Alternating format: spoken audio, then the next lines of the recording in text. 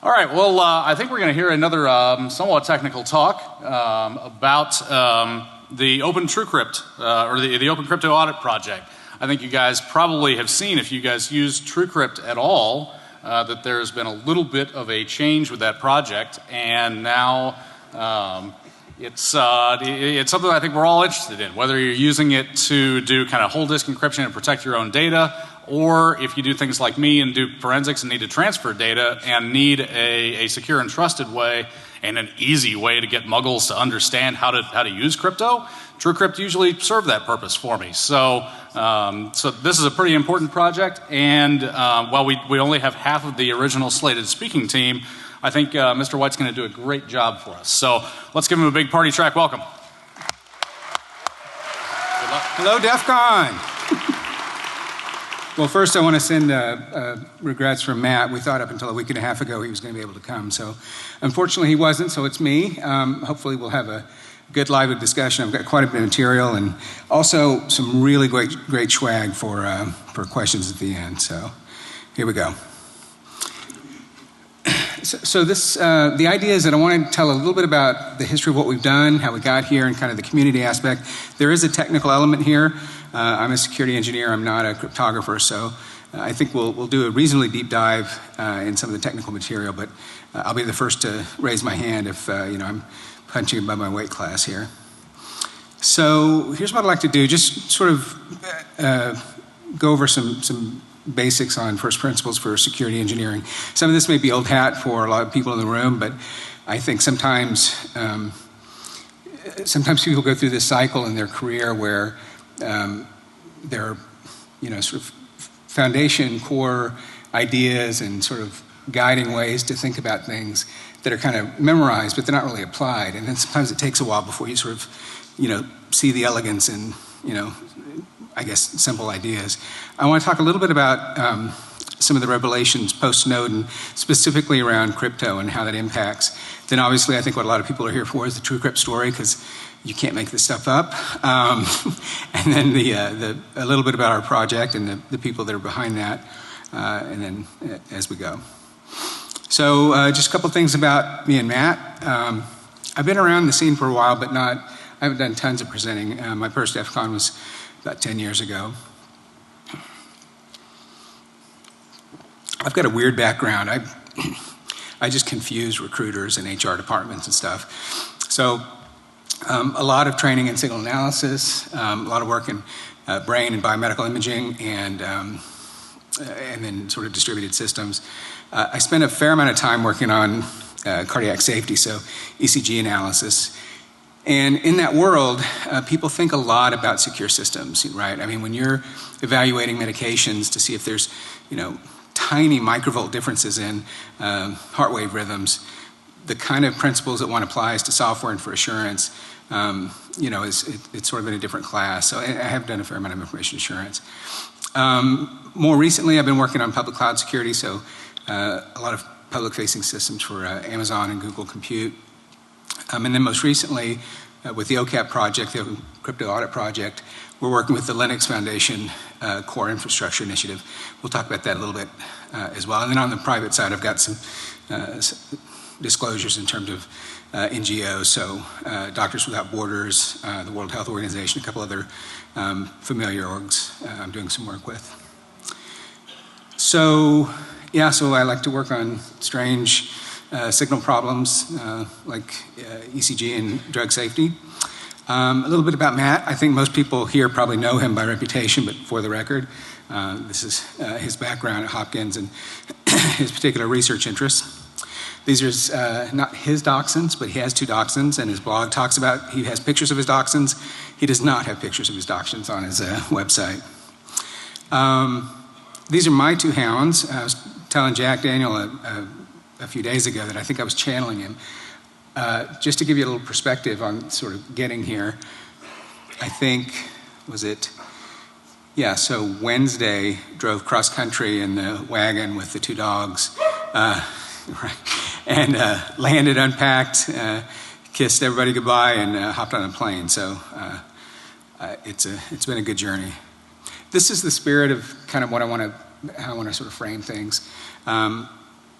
you know, I think we have a lot to learn from lots of different levels of technical background, and in this quote from Jack I thought was really apropos.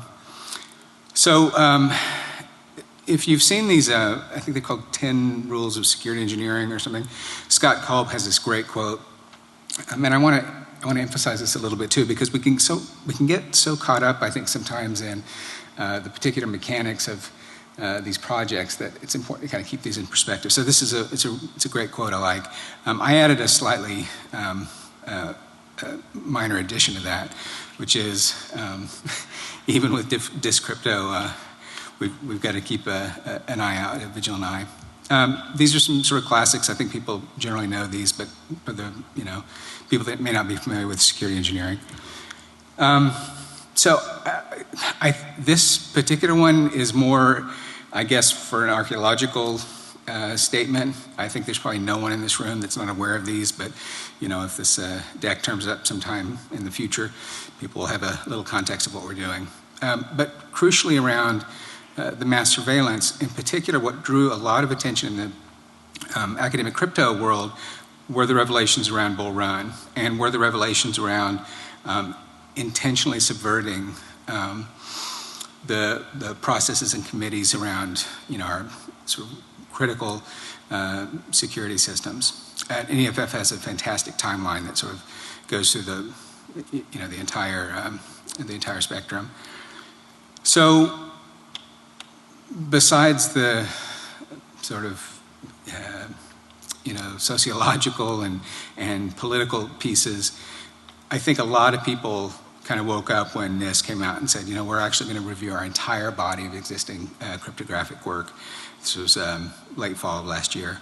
The President's Advisory Committee sort of implied that these were serious issues, and then eventually with the deterministic random bit generator, the random generator that's sort of one of the official standards for NIST, it was just pulled. So, which brings us to TrueCrypt. So, I think people generally know, but it's a piece of software for file volume and full disk or whole disk encryption. Oops, sorry.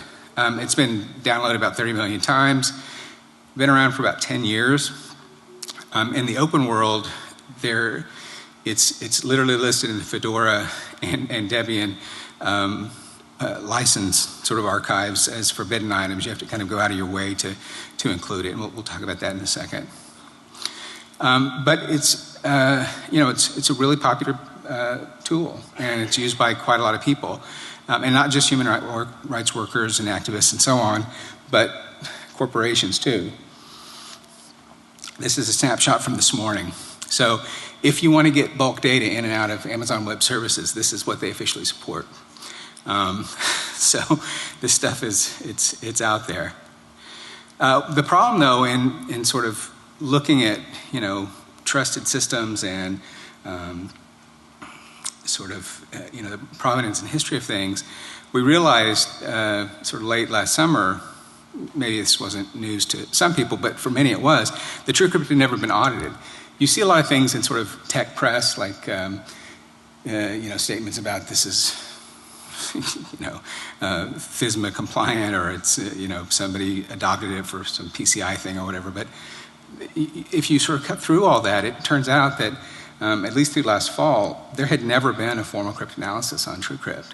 And so, people are relying on it in some cases, with dissidents and activists putting, I mean, there were huge stakes riding on this. So there were some issues around the different versions of whether you downloaded the binary or you try to compile it from source. There's volume header differences in the different platforms. It was originally, by the way, a Windows project, sorry, and was eventually ported to Mac and Linux. Bruce and colleagues a few years ago did a formal cryptanalysis on sort of the deniability volume aspect. So there's this idea that one can create a hidden volume, and then within that, or sort of adjacent to that, you can also have a volume that's sort of known, and so you give up your keys or your password, and the idea is that you can still have secure information and plausible deniability. That's not a great. The implementation was not that strong. Around the time when this kicked off, I think just a few weeks after the project began, Javier did an amazing job. And if you go through his blog to look at the process, there are in some cases 7- and 8-year-old RSA headers and fairly obscure dependencies that without which you cannot compile this code on Windows. And the last license review, sort of in 2008, the attorneys from Red Hat and Fedora and the open source group said the language in the license is so unconventional. We can't have any, we can't make any assurances about litigation, and just said it's not a free license. So there are some really, really strong sort of elements of this. This is from what's it called, the Sagitta Brutalis. So this is Jeremy and Per Thorsheim's company that does these monster cracking systems. This is 8 Radeon 290Xs. So the numbers on the right are hashes per second.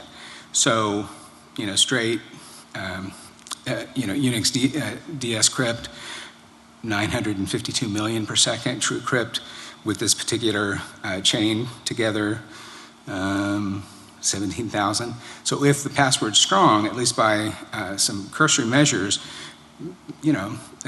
that's pretty interesting. The contender is OS X, by the way, but that's, as I understand it, it's actually adjusted on a per machine basis or calibrated to your CPU. So it's, at least from people who've looked at this initially, there doesn't seem to be any sort of obvious bypasses in terms of just sort of raw brute force. So one of the other things that's kind of interesting about this is the development team. If you just go on Wikipedia, there's a ton of information out there, right? So what we know is some of the original developers were interviewed. These things are on multiple GitHub repositories. There are trademark filings in the UK, France, China, the Czech Republic, and in the US. It was set up as an entity about, I think, a year and a half, maybe a year after the project kicked off. There's a piece of software called Encryption for the Masses, and I think you could do a whole talk on that, but only to say that there was some controversy around how clean the code was in terms of license that was included, and there was very early on some sort of fairly serious threats of litigation from against the TrueCrypt developers. I think that in combination with what was very common at the time, which was these shareware and download sites, would sort of highlight that this is TrueCrypt or whatever the package was, and then maybe there's adware bundled or other things that were bundled. And so in a way, it was almost like there was brand dilution. People weren't really clear where the official source of the code was. And to be fair, for the first year and a half, it had sort of a quirky source. This was created as a nonprofit organization, so therefore there are public IRS filings. There's the original announcements that are still archived. And this is the thing. A lot of this information is sort of hiding in plain sight, right? So some of the people who were literally on those first day or second day announcements on mailing lists when TrueCrypt was announced are still quite active on Usenet with the same email addresses. We did a little digging, and there are some published academic papers with colleagues of theirs, and there's actually acknowledgments in a few dissertations and theses that say, thank you so-and-so for working with me on this and on TrueCrypt. So the information's out there. But some things we're not, or at least I won't, I don't feel quite as comfortable sharing. And so why is that? Well, remember this, right? Everybody got a good laugh. And a few days later, the story sort of died down. The official mailing list or forum or whatever, not Dorian Nakamoto. And I think a lot of people sort of forget that. They're like, well, it was a weird story. It was misattributed, probably. I'm not sure it was the best journalism. But a lot of people forget this part. So, I mean, within hours of that story breaking, Dorian's house was kind of surrounded, and this. And I think, crucially, this.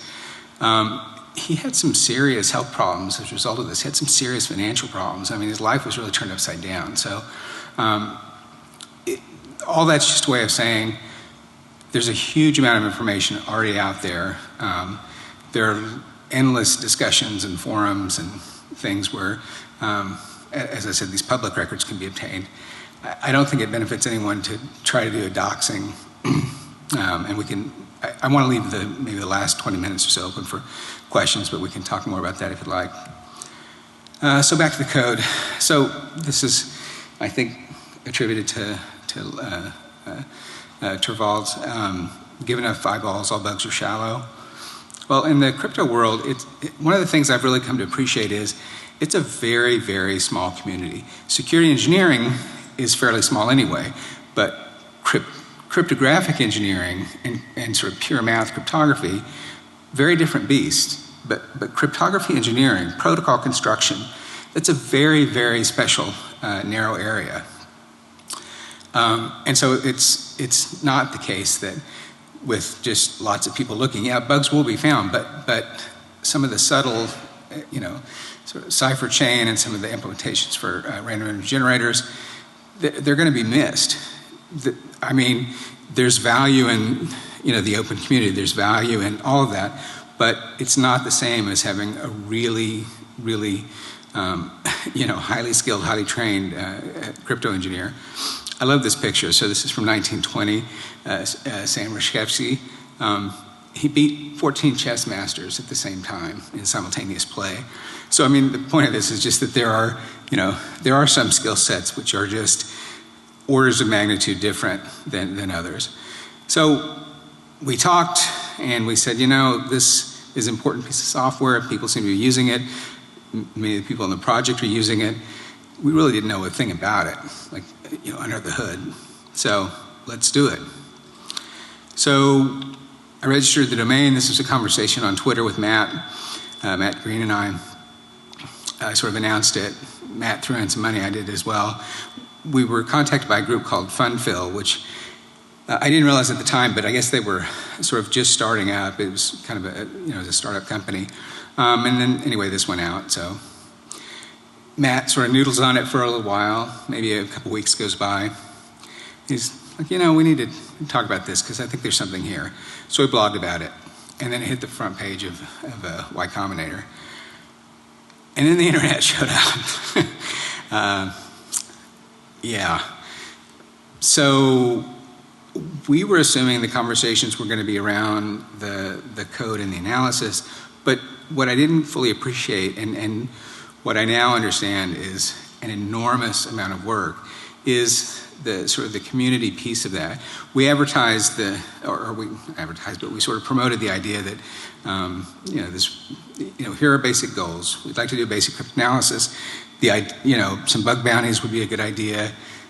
The dream would be if we could raise enough money to have, one of the few security engineering firms in the world who not only have the skills, but whose reputation is such that, the people that we trust are likely to say, yeah, this is credible. So there was no shortage of people wanting to help. There was no shortage of firms stepping up and saying, I've got some, free static analyzer or whatever, but there's a very small number of professional firms that do this sort of work. And then, we set up a thing on Indiegogo and said, well, I don't know, maybe we can offer people T-shirts if they give a certain level, or DVDs of sneakers and things. And wow. So yeah, in the first, you have to set an arbitrary number of days for a campaign, so we set it for 60. This is day one, in like the first 4 hours.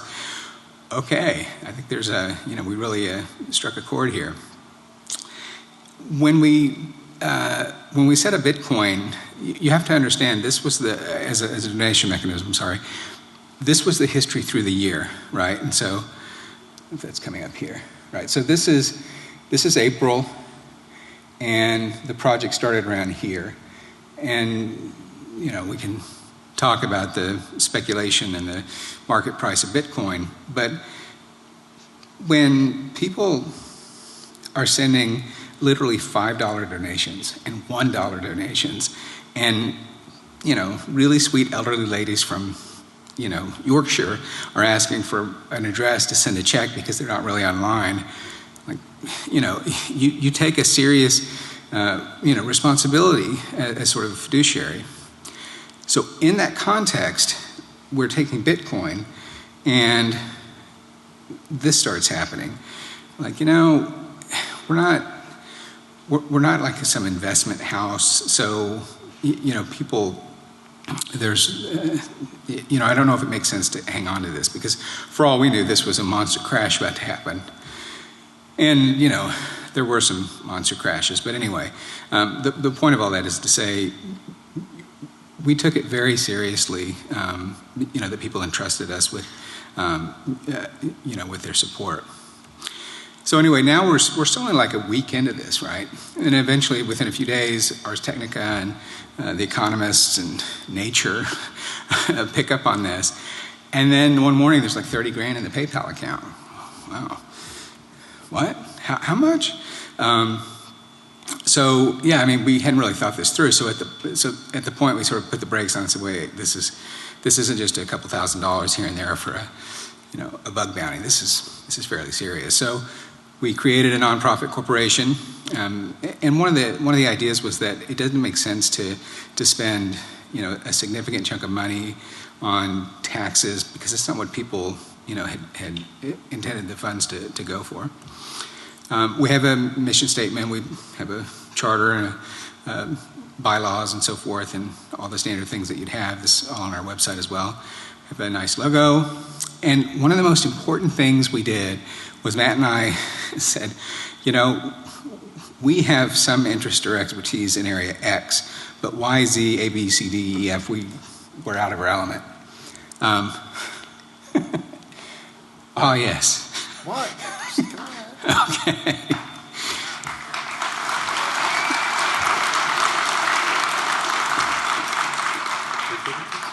Oh, yeah. Very good with it.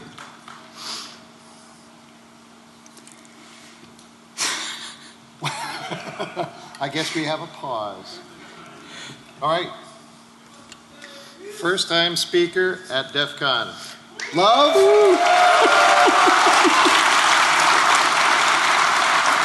Oh, yeah. I like it. Congratulations. Good luck with getting back to your talk. Where were we?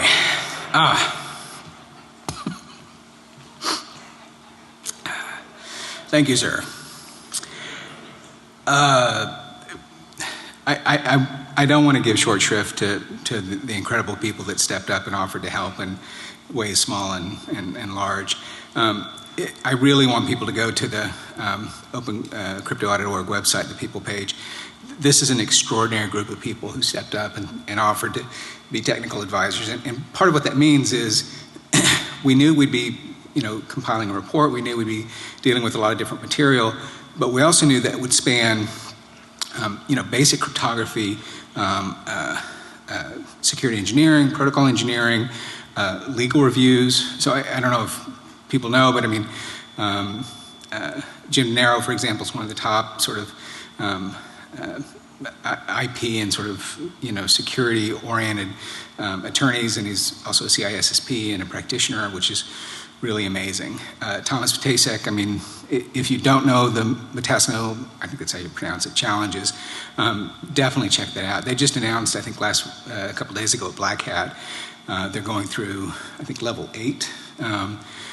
It's an incredible program. Runa, formerly with Tor, Nate, I mean, it's an incredible lineup. Moxie even said, you know, yeah, I'll take a look and see what you got, and you know, give some thoughts and ideas when we, you know, get further along. Joe's here from his group. I mean, anyway, it's an extraordinary group. And also, if you don't know Trevor Perrin, he's he's one of the brightest in the world in cryptographic engineering and crypto protocols. So anyway, just incredibly honored to be working with people of this caliber. And so, because we have a nonprofit, so we need officers, and Matt and I stepped up, and then we approached Marcia Hoffman, formerly with the EFF, although actually I think she's still special counsel for EFF. And Marcia's been extraordinary. And then we had our first board meeting, because this is how we roll. Yeah. Take that, man. So, lots of connections. So there's sort of the provenance and the history of the project and trying to make sense of things, and obviously lots and lots of questions began. So we did, as I said, we reached out to a small number, it's a handful of organizations that can do this. We had a tremendous response from ISAC Labs. If you don't know ISAC, find someone who you really, really, really respect in the crypto world and ask them about ISAC. They've been extraordinary partners. The Open Technology Fund stepped up and said, we have an arrangement with ISAC. We've done some funding. We have an existing contract mechanism. We're actually willing to kick in sort of a matching grant. So, you can double the amount of engineering hours on this. And, that'll be our contribution. I don't know if I actually put this in, but we also, sort of fairly into the audit, we got a $10,000 donation from CERT Austria, and then some other larger donations. We'll talk about that in a second. So fast forward, I don't know if people have seen this, but so it's online. So we spent many, many weeks working with ISAC on, stand-ups, going through each of the different sort of pieces of their part of the project. It's important to say too that what we talked with ISAC about, and I think there was pretty broad consensus among the group, was there's a long history of security failures that have nothing to do with crypto, but they're in crypto products. So this was all sort of post HeartBleed and around this time too, pre-HeartBleed, but that tradition is very well known. And so while crypto's hard, all the other things on sort of the foundation and the stack are also very hard and also easy to get wrong. So this is what we wanted them to focus on. So memory management, constructions of the different classes, data structures. These, not random number generators, not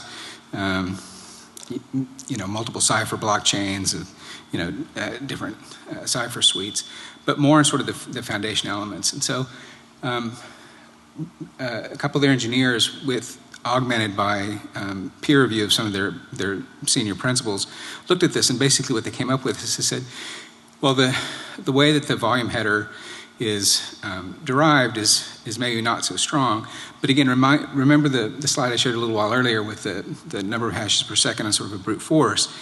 These things are all relative, right? And so there was some discussion about sensitive information being paged out from the kernel stacks. So the idea is that if let's say you've got TrueCrypt running and you've got a volume open and keys in memory or passwords in memory.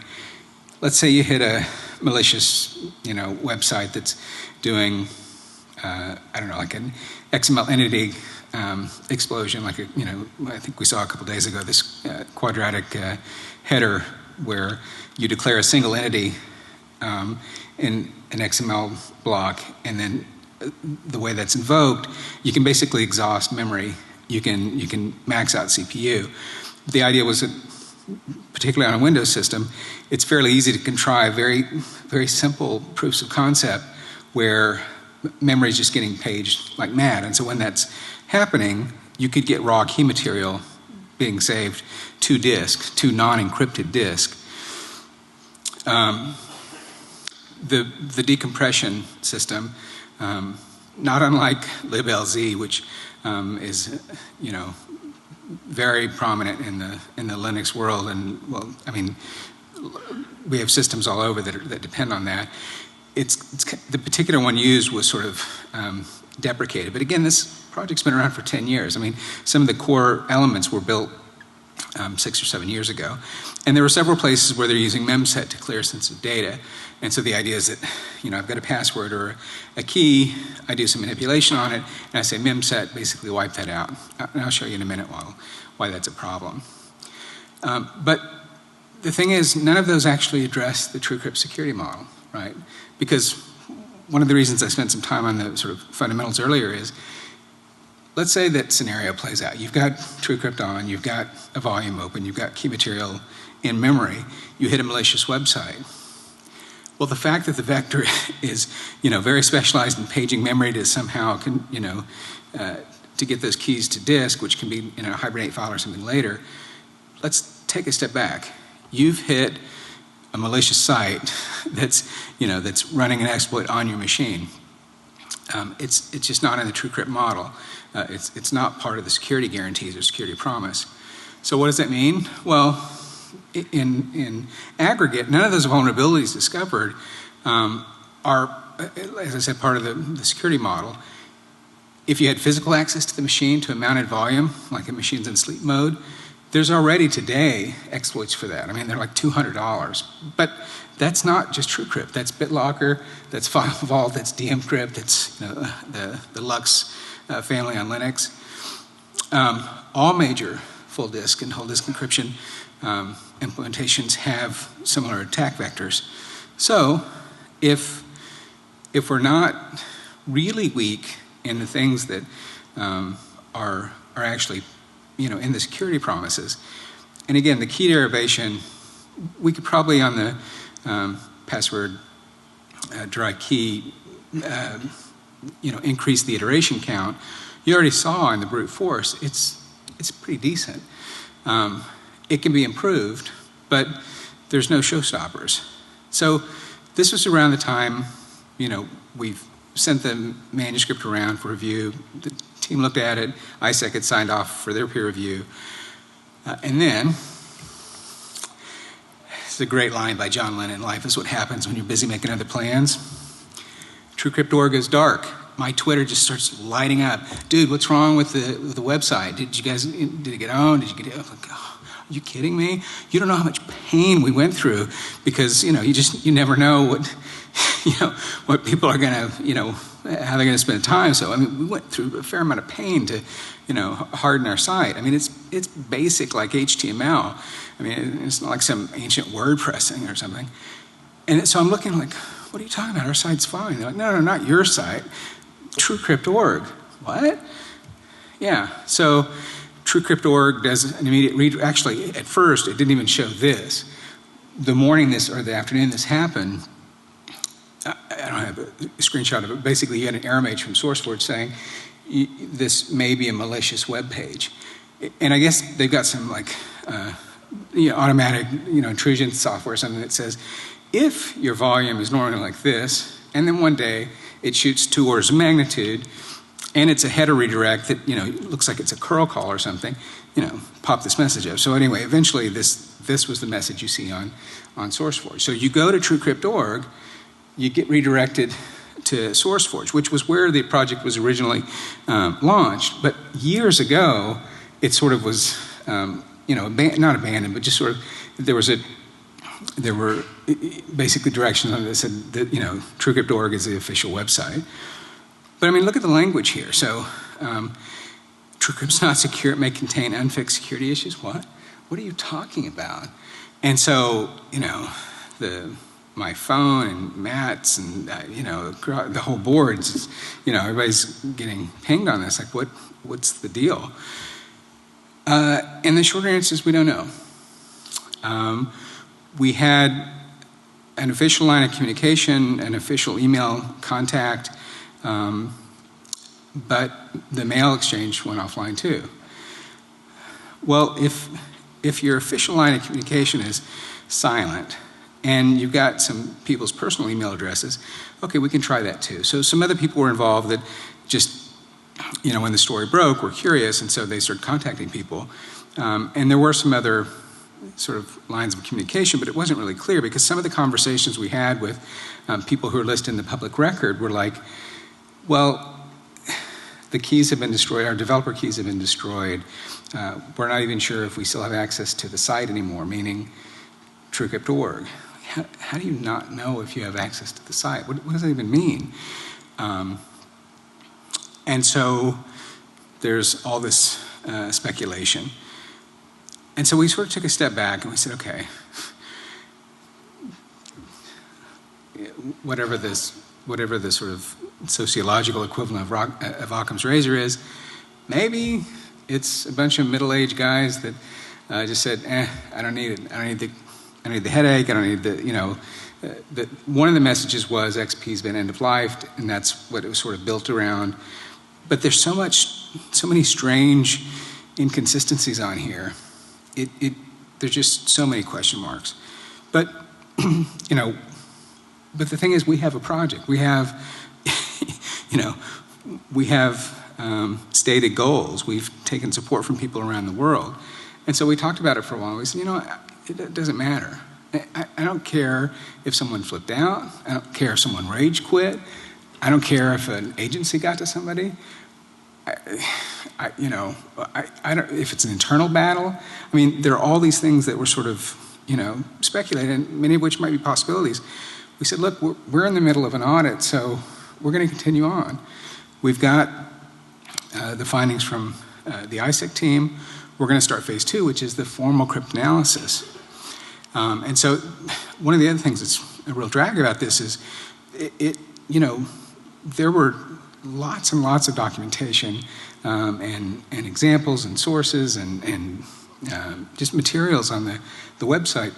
All that got wiped. I mean, there are mirrors now that people have set up, but one of the first questions was, well, what the hell code do you use? Right? I mean, you can't use the stuff that's on SourceForge because it was labeled 7.2. That's read-only. And it literally has pop-ups in there. If you install 7.2 TrueCrypt on your system, it has pop-ups saying basically don't use this or it's, you know, may have issues. And they literally ripped out the write and the update code. Like, no. You know, whatever issues existed the day before and whatever security guarantees could be made the day before that announcement, I don't, you know, they're still there from a pure software perspective. So we've had a couple delays, and I was hoping to give a little bit more update on the phase 2. But basically, Thomas and Nate are kind of mentoring or organizing phase 2. But that will be a formal cryptanalysis. That will be looking at, you know, the cipher chains at excuse me, at the random number generator constructions and the protocol constructions and so forth. We've talked about several post-audit scenarios. What we can't do is we can't support the development of a project now that's a moving target. The people who contributed the project said, we want a verdict on TrueCrypt 7.1. This is used by millions of people, so we're going to give you a verdict on TrueCrypt 7.1. We can't tell you it's absolutely secure, rock solid or not. What we can say is, we looked at these 10 things and we didn't find any issues. And as much of that as possible we can do. Obviously, lots of questions. We have had some conversations with I think they were originally calling themselves the Next Crypt organization in Europe, but they've sort of announced that they're holding off until we finish phase 2. You can't audit an ongoing live project, which is just, you know, ripping out core core classes and things. So I want to spend just a minute or two on some secure coding pieces and explain, maybe elaborate a little bit more on the ISEC findings, and then, as I said, we can open it up for questions. This is a great quote. I think it's Maychek is the founder and CEO of Pinboard. I'll let you read it, but there's no difference from the attacker's point of view between gross and tiny errors. Both of them are equally exploitable. In the real world, if you build a bookshelf forgetting to tighten one of the screws all the way, it doesn't burn down your house. I love that. So one of the things that people talk to us a lot about is, well, there's all kinds of tools. There's tons of tools. There's static analyzers, dynamic analyzers. There's intelligent static analyzers. Yes, and some of those help. Some of those are crucially needed. The world is not for lack of auditing tools. I highly recommend people take a look at these examples, but prepare yourself before you do. I'll sort of go through this quickly. So this is a quote by the former director of NSA Information Assurance Directorate, where he basically says, yeah, source code is interesting and sometimes it's helpful, but computers don't work on source code. They work on, they work on machine code. So real quick, consider hypothetical. Memset, does that work or not? Well, it depends. It depends on your compiler, it depends on your flags, or your pragma, your optimizations. I'm going to show you several real quick. These are all from the Viva 64 group. So Visual Studio, people have to deal with Windows, but so here's from Windows. Example 1, memset, example 2, using the secure set. Memset just gets optimized out. So this is a simple example of a pop-up, dialog box. But what if it were the earlier example? Password, key, memset clear. Nah. This is where the function would have started. This is where the code returns. You didn't do anything with the memory that you set, so therefore we're not going to bother to do the inline compile and actually do anything with you. Secure zero memory does. This is not a slam on GCC, it's not a slam on Visual Studio, it's not a slam on any particular one. It's that these are complex tools and have lots of non-obvious side effects. And even if they've been around for, say, 4 or 5 years, your OS may not have anything close to, a current version. And learning from other people. From the Tor project, I see 5 key files. It's a problem. NSS, that's a problem. Then you get fun stuff like this. Basically the issue there.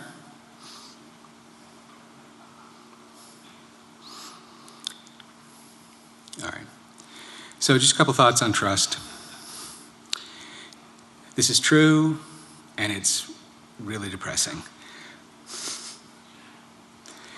This is it's not Unicode, I forget what it's called, but there's a coding standard. So this cert is accepted as legit from every major mobile system, every major desktop browser. You have any idea who that is? I don't. More on trust. So Linksys, Netgear, home router. See that? PCAP utility built in. It was diagnostic, but it randomly sends frames back to the mothership just for diagnostics. What? As recently as February, if you were running Red Hat, CentOS, Amazon Linux, Oracle Linux, you were actually running, with OpenSSL, you were actually running Hobble-OpenSSL because there are upstream requirements with the shipped blah, blah, blah, because of export controls. Anyway, HeartBleed. So this is a perfect forward secrecy cipher, which was happy to give up the goods. So takeaways, again, most of the catastrophic failures were secure coding errors. They weren't crypto errors. We have a long tradition of that. Tools are important, but they're not enough.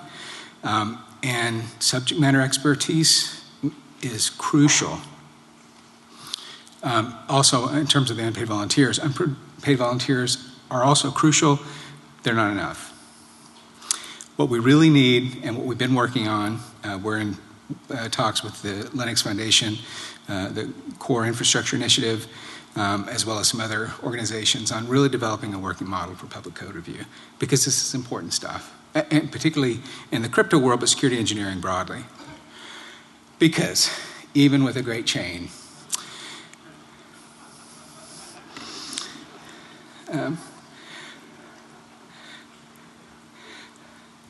right, so yeah, I've got a few extras.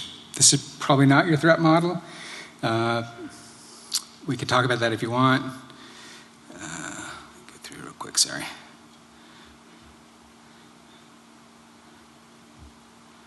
All right, and then finishing up.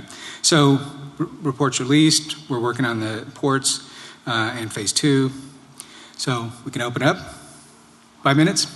5 minutes for questions. I have, for really good questions, I have original vintage movie posters of war games, of sneakers. I have sneakers DVDs, and I have t-shirts. So questions, please.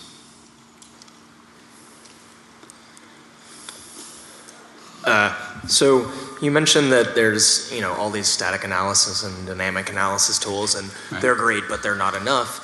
And you also mentioned that a lot of the errors are not crypto errors, they're secure coding errors. Ignoring crypto errors for the moment, what do we need to bridge the gap between what tools can find now in just general coding, secure coding errors, to a point where your average coder, because there's a lot of people in the world who don't spend time learning how to code securely, what tools are we missing to make your average coder able to run a checker and have some reasonable assurance that they haven't made stupid errors? Well, I think one of the most crucial things are projects, initiatives like the Metasna Crypto Challenge, Crypto Pals. I can't say enough about the service to the community that Thomas and the group is doing. We can talk more about it afterwards, but I think it's really it's a training and a visibility thing and an awareness, and a lot of it is things that are not obvious. But I think there are some tools. I think awareness and training are crucial, but I also think we need to work on a better model in general, because I think our current model is just broken. When Cisco takes a week to literally just count that it had 60 plus devices post HeartBleed, just to enumerate how many of their systems were affected, and people were like, oh, there's this thing called libxml, libs, PNG, libz. I mean, yeah, we've got to be rethinking the whole way that we approach trusted systems. Thanks. Come on up. What sort of steps have been taken to address either incoming legal or governmental requests that information not be disseminated to the public? Or what are your plans? Is there a fallback plan for when these challenges do occur? You mean on the project itself in terms Correct. of what do they call obligations or national security letters? We've received no national security letters. This is already, it's online. We have signed statements from the ISEC team and from the people on this project. So we've not been, served or noticed by any government agency.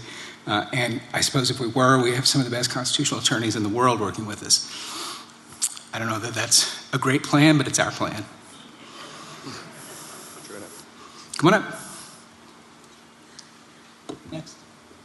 Do you guys have any plans to, after this is all done, continue on with other open source projects and audit them? Because I think that's a problem. There's so many open source projects, and we all just go on faith that they're good. No, right. I appreciate you saying that. Thanks. I didn't even mention, I'm sorry, we're auditing OpenSSL. Sorry, the Open Crypto Audit Project is auditing OpenSSL. It's one of the most ambitious security projects in history. We're doing it. Great. Awesome.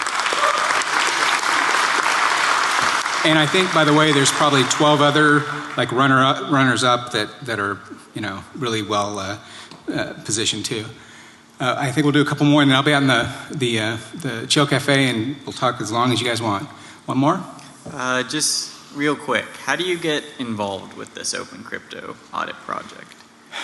For phase 2, it's going to be a mix of sort of guided sort of exercises, but it's going to have much more of the community kind of full participation. We needed the sort of phase 1 to go as it did.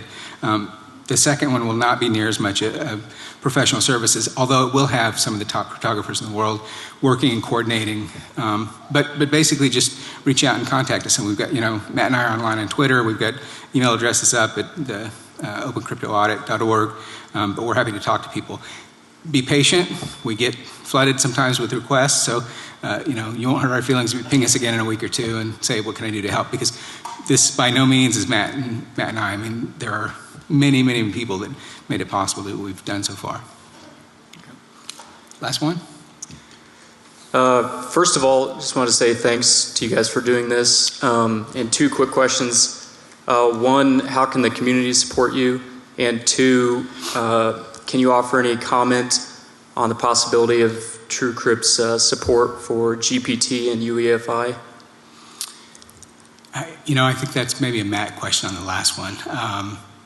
Do the first one again, I'm sorry? How can the community support you guys while you work on it? Get involved and stay aware of things like the Core Infrastructure Initiative. This is looking at every core element of the stack. I mean, from the most basic all the way up the stack. There's going to be some big announcements coming. We're being approached by some pretty sizable organizations, and we'll be needing help. But for phase 2, as I said, I mean, it's going to be a global bug hunt. And by the way, we still have like $30,000. So I mean, there are going to be some decent payouts over the next couple months. So ideally we'd get more, but that's where we are so far. So I think we'll stop there. I'll take questions out, and then still got lots of swag. So thank you, everybody.